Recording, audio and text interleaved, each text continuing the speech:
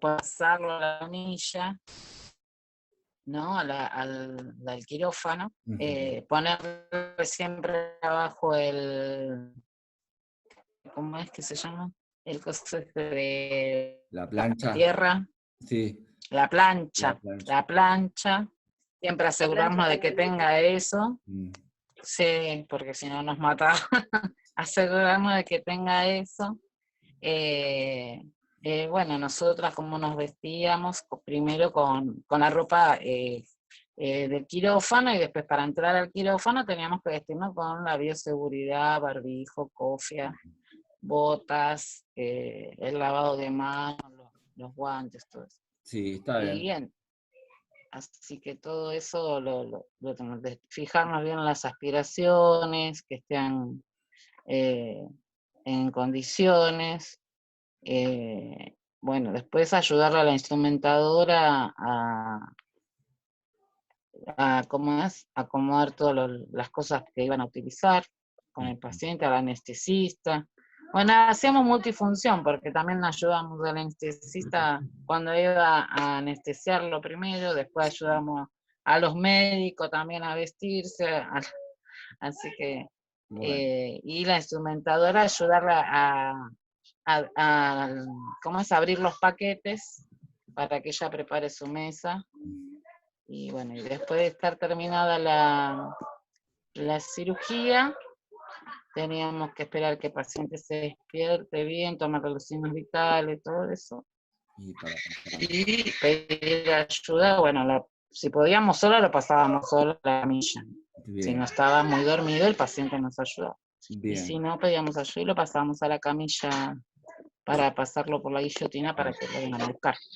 Así que todo eso más o menos me acuerdo. Sí. Que las aspires. Está bien. Pueden escuchar algunos ruiditos porque justo acá al lado están haciendo el quincho y si bien no están trabajando sobre mi pared, pero quedó un hueco entre la pared de ellos y la mía y es como que aumenta el sonido de los golpes y por ratito empiezan a martillar y bueno.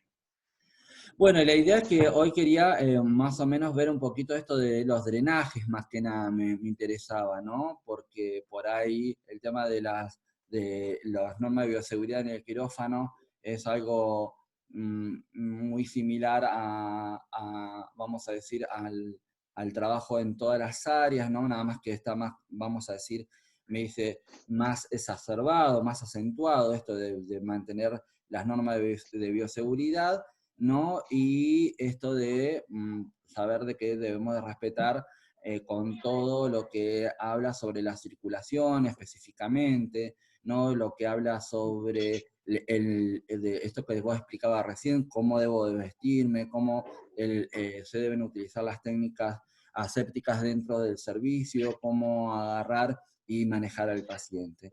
Pero hay algo importantísimo que tenemos que ver, esto de que el paciente puede llegar a salir con diferentes tipos de drenaje, ¿no? Estos drenajes que por ahí vamos a nosotros a tener que manejar y cuidar en el paciente en el área posquirúrgica, ¿no? Ustedes desde el vamos, desde que se termina la cirugía, cuando están dentro del área quirúrgica, ya desde ahí empiezan a trabajar sobre el manejo de él, porque el hecho de agarrar y trasladar el paciente de la camilla quirúrgica a la camilla de traslado y después a la camilla de circulación externa, hace de que ustedes tengan que verificar de que este sistema de drenaje no se salga ni sufra ningún tipo de alteración.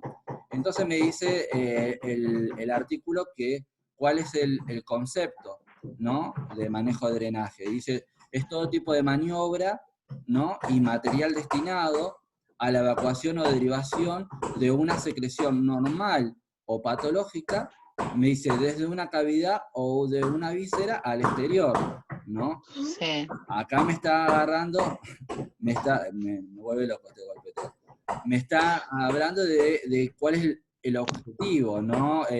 Vamos a decir, como para darle una definición o un contexto teórico a lo que es el manejo del drenaje. y me habla sobre cuáles son los objetivos específicamente del drenaje, del manejo del drenaje. En este caso me está diciendo que uno de los objetivos es eliminar sustancias extrañas o nocivas del organismo, ¿no? Que en este caso puede llegar a ser, porque precisamente no sea que el paciente se le haya hecho una cirugía, como es supuestamente en el drenaje pleural, ¿no? En el cual el paciente hizo un neumotórax espontáneo, Tórax. ¿no? Y, o un hemotórax por algún tipo de, vamos a decir, herida, en este caso, que generó algún tipo de... O un apuñalado, o una Claro, herida de bala. claro, en donde yo tengo que agarrar y hacer de que todo ese elemento que esté dentro del cuerpo acumulándose salga al exterior. ¿Por qué? Porque sabemos que si queda acumulado, ¿qué es lo que va a pasar? Me puede llegar a traer Sí, otras consecuencias, ¿no? Me dice, o me sí, puede traer aparejado, por ejemplo, o una infección, ¿no? O me puede traer aparejado, en este caso, ¿no?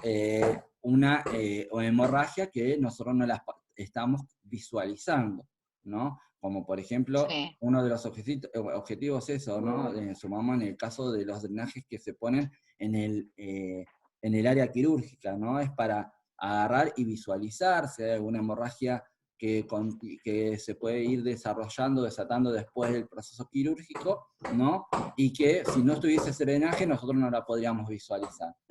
Sí, en Por eso las cirugías de cadera también. exacto, que por ahí me dice después, yo por eso debo de contabilizar el débito de ese drenaje, ¿no? Es Sí, una de sí. las acciones o de las intervenciones que tenemos que agarrar y utilizar. Dice que otro de los objetivos es, me dice, prevenir las complicaciones postoperatorias, me dice, me impide la acumulación de líquido, me permite la cicatrización de algunos segmentos, y me dice, me sirve también para realizar tratamientos específicos y administrar soluciones. Ustedes no sé si sabrán que por ahí capaz que, o si tuvieron manejo con el paciente respiratorio, ese paciente que se le hizo, por ahí que se le detectó algún tipo de tumor a nivel pulmonar, ¿no?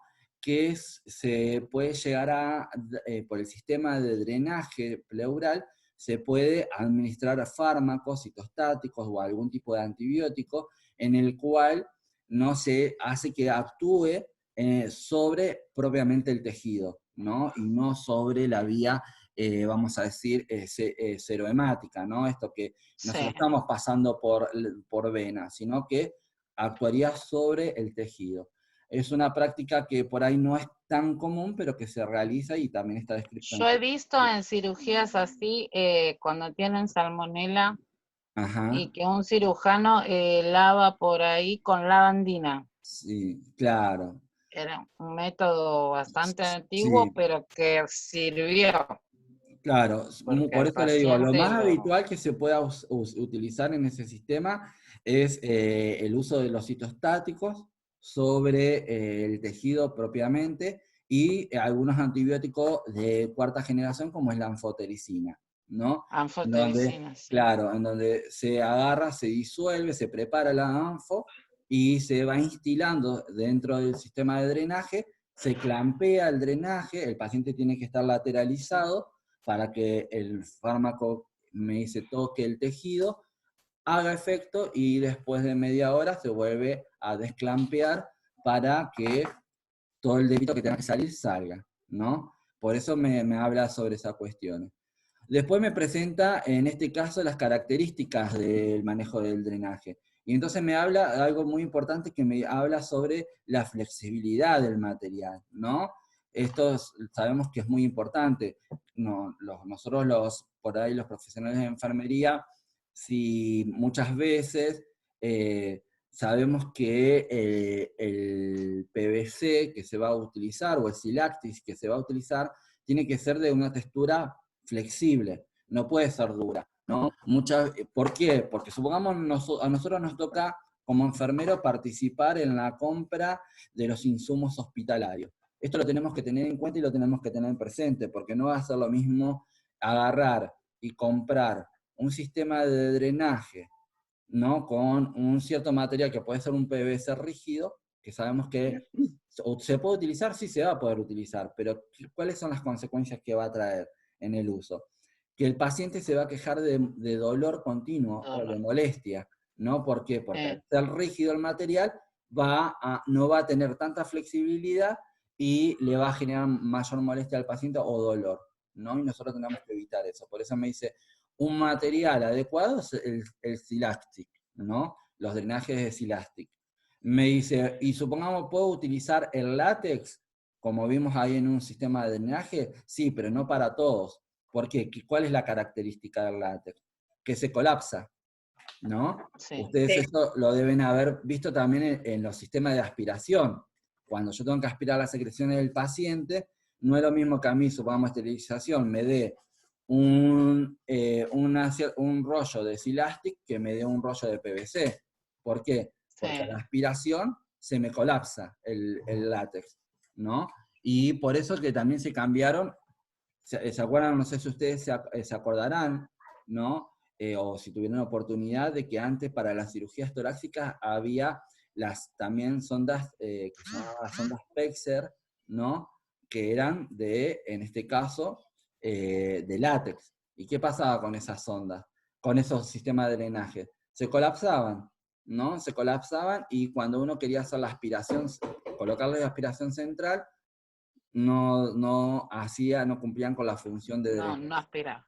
Bien, o sea, me dice que una de las características principales tiene que ser la flexibilidad, no del material.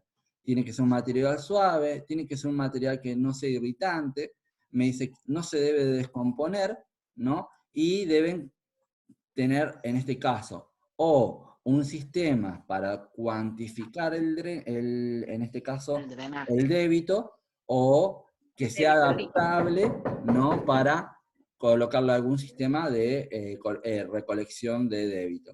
El único que por ahí que no va a tener esta posibilidad es el sistema Penrose. ¿Por qué? Porque me dice, el débito va a ir ¿a dónde? Hacia una gasa o un apósito, ¿no? O a la propia, en este caso, curación que se le va a colocar al paciente. Entonces no vamos a tener la posibilidad de cuantificarlo, a no ser que hagamos como en el manejo del paciente de neonatología, en el cual para contabilizar los débitos, ¿no? Como por ejemplo, claro, como por ejemplo el débito de la orina, ¿qué hacemos? Se pesa el pañal seco y el pañal después mojado, ¿no? Para contabilizar cuántos mililitros aproximadamente pudo haber orinado el pacientito. Acá podríamos utilizar también ese método, pero lo que pasa es que no tendríamos la balanza, ¿no? Bien. Entonces me dice, en este caso también, que cuál es en este caso la finalidad que tiene el sistema de drenaje. Me dice, uno puede ser profiláctico y otro puede ser terapéutico, ¿no? Sabemos que el profiláctico va a ser para evitar, prevención, claro, algún tipo de complicación o de, en este caso, proceso o enfermedad. Y los terapéuticos van a ser para ya resolver, en este caso, el proceso que está instaurado, ¿no? Me dicen, en el caso del mecanismo de acción, me dice pueden ser pasivos o activos, ¿no? Fíjense que me dice, los pasivos pueden ser el Penrose, el pleural simple o la derivación ventricular externa, ¿no? Y los activos van a ser todos aquellos que me generan ya algún proceso de aspiración, ¿no? Como el Movac, me dice, o el Jackson Pad, que sería el de la perita, ¿no? O algún pleural. Sí. Bien. Después me habla también me habla sobre la extensión, que me dice que pueden ser selectivos o amplios. Esto me habla sobre un poco de lo que, vamos a decir, de la zona en donde puedes llegar a estar ocupando ese sistema de drenaje o de donde puede receptar, en este caso, ese débito. Me habla también de que tenemos una clasificación según el número, que puede ser un solo drenaje, ¿no? O un solo sistema de drenaje o un múltiple sistema de drenaje, ¿no? Sí. Esto que puede llegar a ser que el paciente salga, supongamos, con un solo drenaje pleural o un solo drenaje abdominal, pero supongamos, como habíamos comentado, en una cirugía cardiovascular, el paciente, supongamos, sale con múltiples drenajes.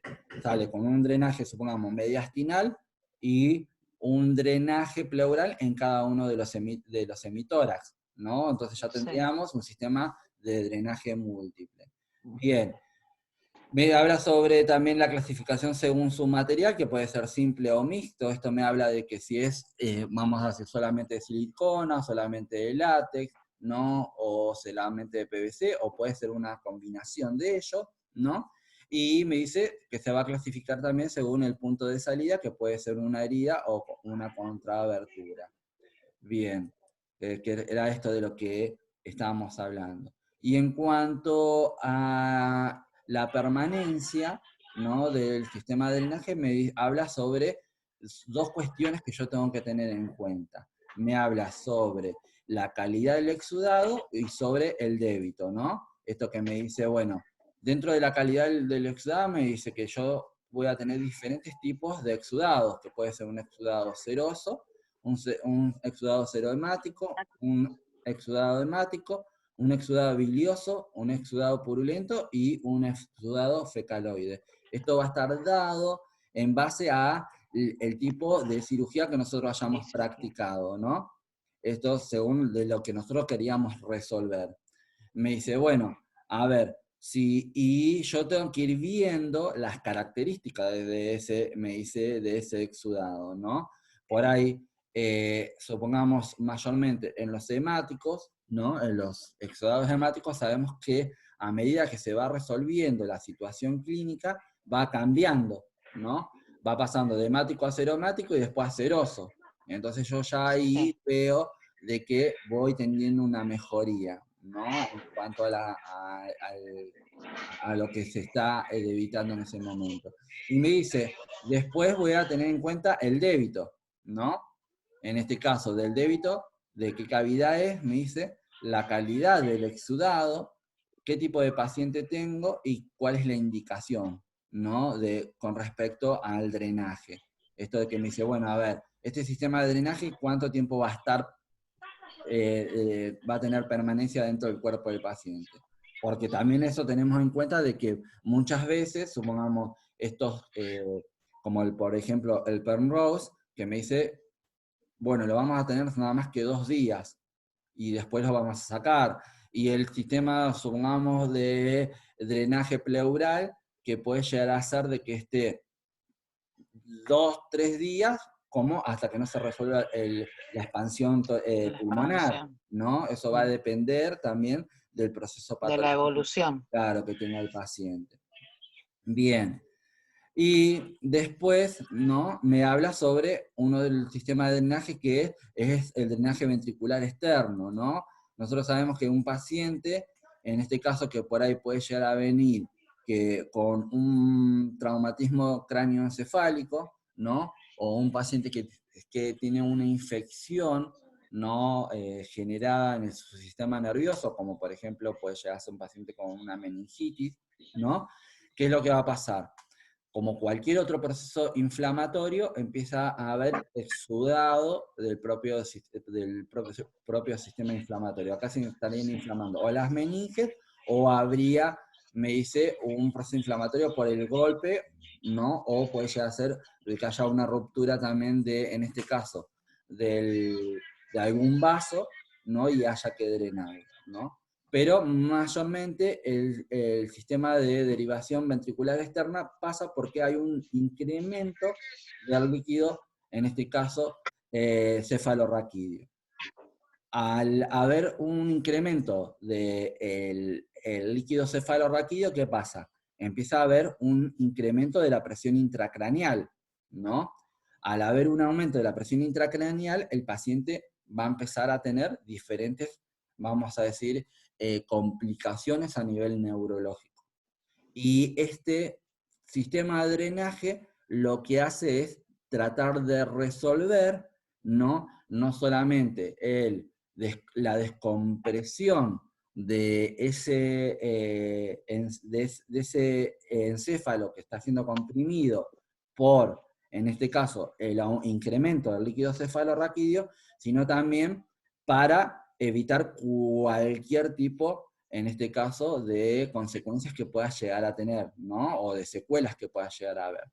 Entonces, me dice que la característica que tiene este sistema de derivación ventricular externa es que puede llegar a ser, en este caso, momentánea o permanente. Eso después lo vamos a ver si llegamos con el tratamiento de los pacientes con trastornos de neurocirugía, ¿no? En donde me dice, ¿cuándo va a ser transitorio? En el caso de un paciente con una infección o con un traumatismo craneoencefálico que nosotros lo resolvemos, ¿no? Y después se lo vamos a retirar al paciente y el paciente no queda con nada. Pero ustedes saben bien que hay pacientes que ya desde la infancia empiezan con una hiperproducción de líquido el cefalorraquídeo y empieza, estos pacientes que hablamos de hidrocefalias, ¿no? En donde tienen que tener una derivación ventricular externa continua, ¿no? Que va a ir, ¿no? Hacia la zona peritoneal para después ser reabsorbido ese líquido en el peritoneo. Bien, entonces me dice, pero el que es momentáneo, el que nosotros vemos dentro de lo que es el área de internación, me dice va a tener que tener ciertos cuidados, ¿no? Como por ejemplo, me dice, yo tengo que entender que es un circuito cerrado, en ningún momento puedo agarrar y puedo favorecer la desconexión del equipo. ¿Por qué? Para ninguna actividad. ¿Por qué? Porque ese sistema de drenaje está dentro de todo lo que sería de la bóveda craneal, ¿no? Y me está afectando todo lo que sería médula espinal y encéfalo. En todo caso, yo hago una invasión. Es como que se perdería todo este sistema de asepsia que hay, ¿no? De un circuito cerrado. Sí. Me dice, debo de controlar en este caso los rangos en cuanto a la presión intracraneal. Me dice, tengo que verificar, observar en forma continua para verificar que esté dentro de los valores normales, ¿no? En donde si yo veo que hay un progreso de la presión intracraneal, ahí debería de abrir el sistema de desagote a su bolsa colectora, ¿no? Para bajar la presión intracraneal y favorecer en este caso la sintomatología o el estado hemodinámico del paciente en ese momento, porque sabemos que cuando aumenta la presión intracraneal, agarramos y en este caso lo vamos a ver, en este caso reflejado en todos los signos y síntomas del paciente, ¿no? En todos los signos, perdón, vitales del paciente, en donde vamos a ver que el paciente empieza a descompensarse hemodinámicamente, empieza a haber alteraciones del estado hemodinámico. Bien, me dice, en este caso, ¿qué es lo que debo hacer? En caso que supongamos que nosotros veamos que hay una ruptura del sistema de drenaje, ¿no? O que hay una obstrucción. Inmediatamente llamar en este caso, al neurocirujano. Nosotros no podemos, en este caso, intervenir de ninguna otra manera. Estamos, en este caso, con un sistema solamente de control. Queda menos de un minuto en la clase. Cuando se corta, volvemos a ingresar. ¿Saben, chicos? Bien. Bueno. Entonces me dice, en este caso, ¿para qué me va a servir? Me sirve el conocimiento de lo que sería un catéter de PIC o un DBE. Me dice para hacer los ajustes terapéuticos necesarios, para tomar las decisiones correctas, para detectar complicaciones, para drenar el líquido cefalorraquídeo en forma adecuada y para administrar los antibióticos necesarios en caso que esté indicado de esa manera. También lo que tenemos que saber es dónde está ubicado, ¿no? Este drenaje ventricular externo, ¿no? Y nosotros nos tenemos que ubicar dentro de lo que sería la estructura encefálica, ¿no? Recuerden que la